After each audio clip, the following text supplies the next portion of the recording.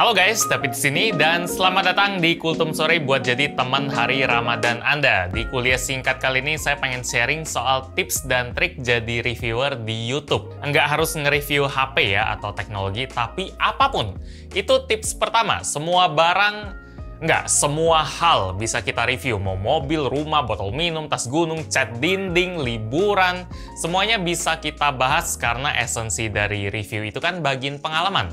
Plus ditambah bumbu opini kita. Jadi jangan takut buat bagian pengalaman Anda di internet karena dari miliaran orang di dunia atau ratusan juta orang di Indonesia, pasti bakal ada yang pengen dengerin pengalaman Anda soal suatu hal. Waktu itu aja saya iseng nge-review alat buat bikin saluran air di kamar mandi biar nggak mampet lagi. Itu uploadnya di channel baru dan yang nonton ada ratusan ribu, padahal saya nggak pernah cerita apa-apa. Kenapa? Karena banyak orang di Indonesia yang nyari solusi buat benerin saluran air mereka. Nah, kalau misalnya Anda nggak ada ide buat bahas apa, coba bahas dah tuh pengalaman Anda selama pakai Bayu. Kalau Anda nonton video ini berarti Anda follow Bayu, biar bisa dapetin update soal mereka terus. Berarti kemungkinan besar Anda pakai layanan Bayu juga dong. Sikat aja, ceritain sejujurnya soal pengalaman Anda di daerah Anda, cara Anda pakai layanan Bayu. Pasti ada yang kena. Kalau misalnya Anda nggak pakai Bayu, cuma pengen nonton tips and trick dari saya aja, ya thank you banget sih. Sekarang kita masuk ke tips kedua. Kalau Anda baru mau mulai nge-review, kamera apapun yang Anda pakai itu nggak terlalu pengaruh ya, biasain dulu pokoknya. Ini tips yang selalu saya kasih ke teman saya yang nanya, gimana sih cara bikin video YouTube? Saya selalu bilang, nggak usah pikirin gimana caranya, yang penting lu upload aja dulu sekitar 10-20 video di sana. Pentingin isinya dulu, nggak usah pikirin teknisnya gimana, sambil jalan aja lah. Kalau misalnya udah upload 20 video dan masih semangat, berarti YouTube lumayan cocok lah sama Anda. Soalnya kalau baru upload 5 video dan udah males, ya lupain aja mau jadi YouTube sebagai tempat kerja permanen, nggak bakal happy lah. Tapi kalau ada duitnya pasti bakal happy kan bang? Yap, kalau ada duit dari YouTube pasti bakal lebih semangat ya. Tapi kalau misalnya Anda bikin video review karena dari awal udah ngarep banyak duitnya, buat saya justru itu cara paling cepat buat gagal. Karena di awal-awal bikin video YouTube, yang ada itu cuma ngabisin waktu, habisin duit, dan yang nonton juga mungkin nggak banyak sampai nggak ada kali ya. Jadi syarat 20 video yang saya sebutin tadi cuma tes aja apakah Anda bakal betah kalau harus berkorban banyak di awal. Siap-siap waktu nyantainya hilang, hadepin yang nggak pasti.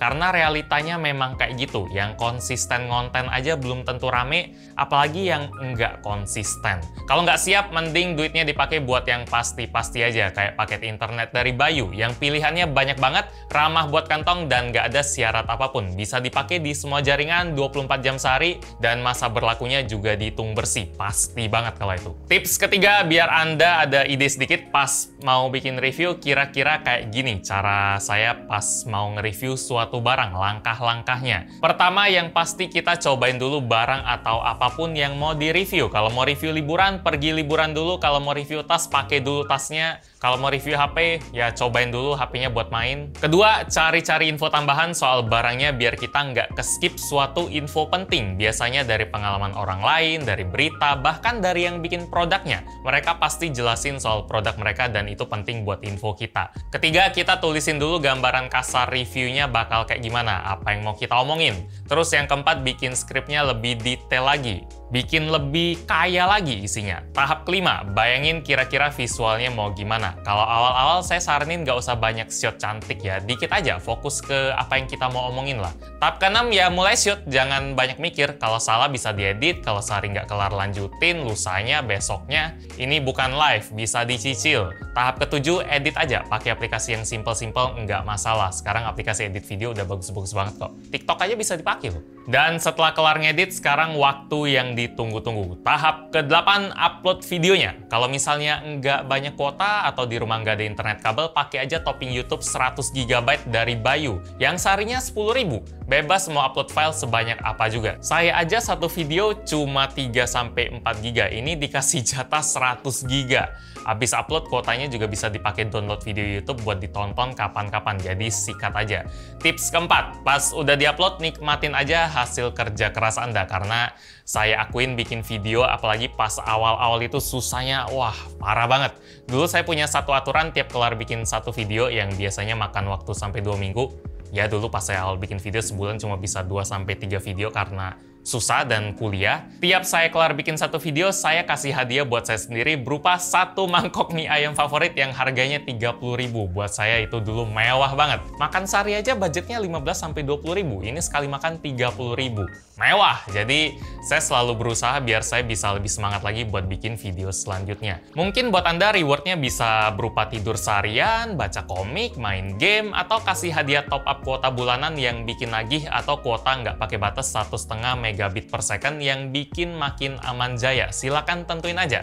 Oh ya, apapun komen yang Anda dapetin dari video baru Anda, nggak usah terlalu diliatin terus, nggak usah terlalu dipikirin, karena kalau mau kerja di internet harus siap-siap dapat komen apapun. Biasanya kalau buat awal-awal nggak bakal banyak yang aneh-aneh sih, tapi kalau misalnya Anda dapat itu biarin aja, nggak ngaruh apa-apa. Dan tips terakhir dari saya, mau Anda udah maju atau masih mulai awal-awal, jangan lupa buat selalu belajar, selalu ikutin tren, selalu dengerin apa yang penonton suka, karena dunia internet itu berubahnya cepat banget. Kalau misalnya Anda nggak pengen belajar, selalu ngelakuin hal yang sama, itu cara paling gampang buat cepet kempes. Saingan baru itu bakal muncul terus, dan kalau itu terjadi, belajarlah sama mereka. Saingan jangan dihindarin, tapi malah diperhatiin. Penonton lagi seneng apa, coba lainin aja. Siapa tahu kita juga suka. Kalau nggak suka, ya baru nggak usah dilakuin. Saya juga nggak bakal bisa maju kalau dari dulu cuma review doang tanpa nunjukin muka. Dulu kan saya awal-awalnya kayak gitu. Tapi berkat teman-teman yang lain, dan tentu aja penonton, saya jadi bisa belajar banyak dan bikin gadget ini jadi lebih seru lagi.